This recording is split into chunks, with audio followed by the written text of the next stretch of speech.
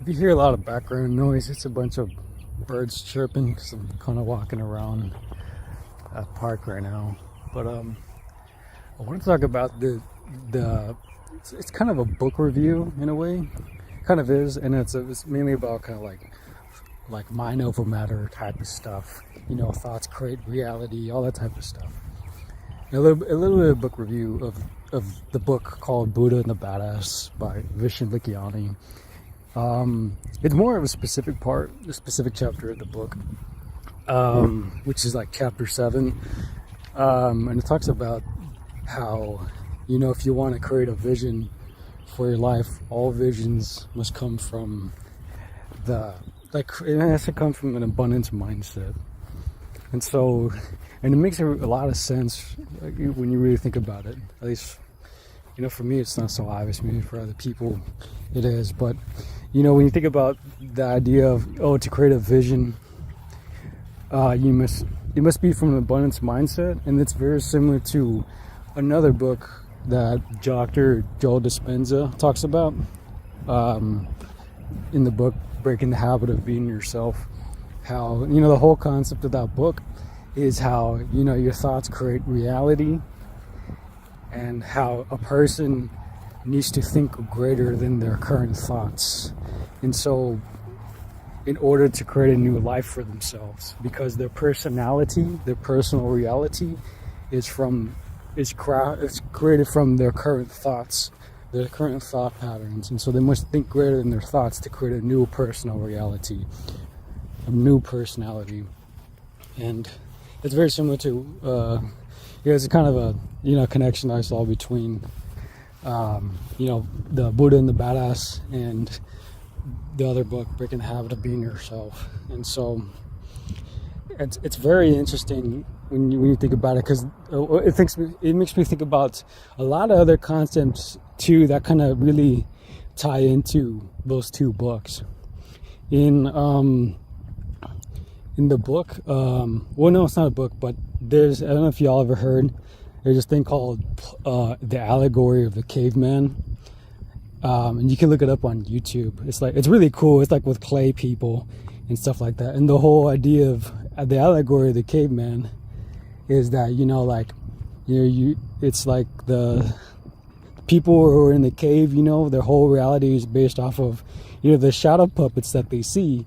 But then, you know, one of the people that are stuck in the cave, they leave the cave, and then they see a whole new world outside the cave. And so he basically saying, like, you know, like, what is real and stuff like that, you know. And so you know, and if you want to like have a better understanding, just check out that video. It's a very short video. It's like 3 minutes long. And so so the allegory of the caveman, you know, like your whole reality is crafted by these shadows, you know, these shadow puppets. It's very similar to how, you know, in Breaking the Habit of Being Yourself, like, you must think greater than your thoughts. And in Buddha and the Badass, it's like, to create a vision, you must have an abundance mindset. But in order to have an abundance mindset, you know, you kind of have to be aware of like your current reality and stuff like that. And so I thought that was very interesting concepts, that how it's like a general theme of, you know, kind of like going within, you know, introspection, you know, practicing meditation and trying to go within the mind and trying to acknowledge the inner world that's within you, which is like your subconscious mind, you know. Because, like, if from my understanding now from the books I've read about law of attraction and a lot of stuff, it's like we do live in two different worlds. You know, we have the external world, which we are, you know, our physical bodies, and then we have the internal world, which is our subconscious mind.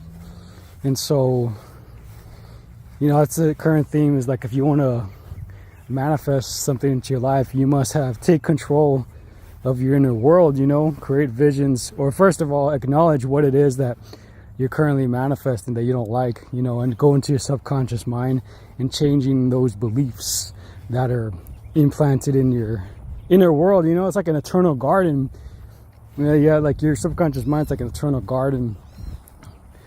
and then the external world is like someone else's garden, you know, like we work, you know, a slave job, you know, a 9 to 5 and stuff like that, kind of like Neo from the Matrix, you know, like soulless like desk job, you know, you're just watering someone else's garden, you know.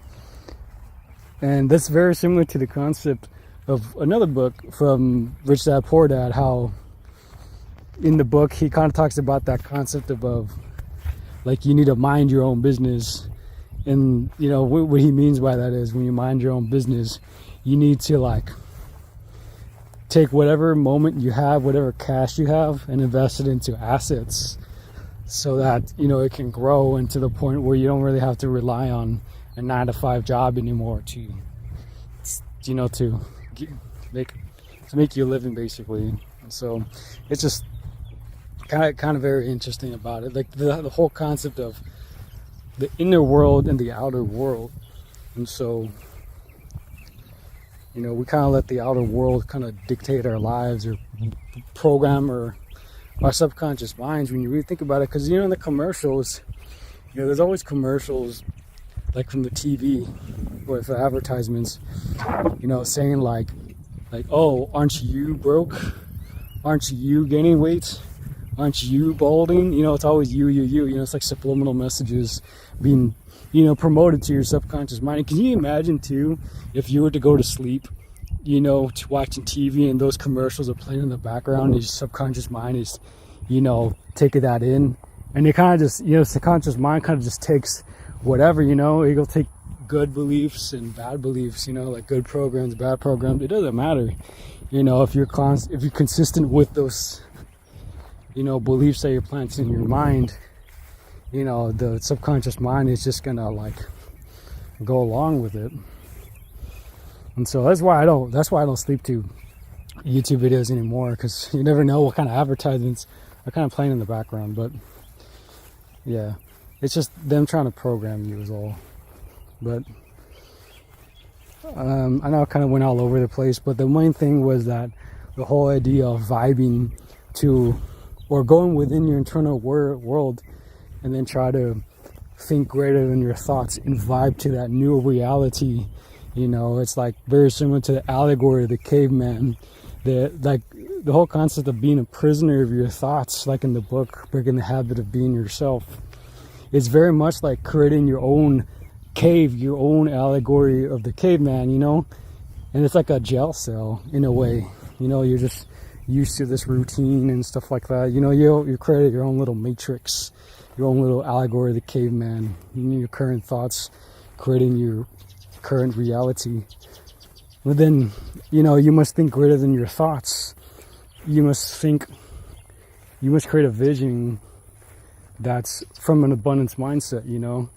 You need to mind your own business, you know, kind of like all those books are kind of saying very similar things, you know. You need to tend your own garden in the sense, you know, go within and meditate and go within the, if you can look more into it, basically like our subconscious mind vibrates at a different frequency, and so you must like meditate to lower and to go into the alpha states of consciousness to influence the mind, you know, and then trying to think greater than your thoughts.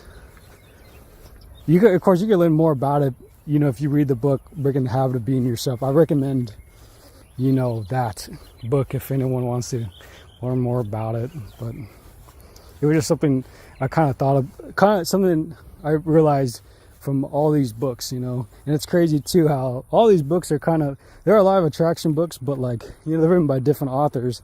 But even in the book Rich Dad Poor Dad, which is a financial book, it's not a lot of attraction book, you know. It talks about the concept of, hey, you need to, you know, take care of yourself first in a way, you know, like you need to mind your own business.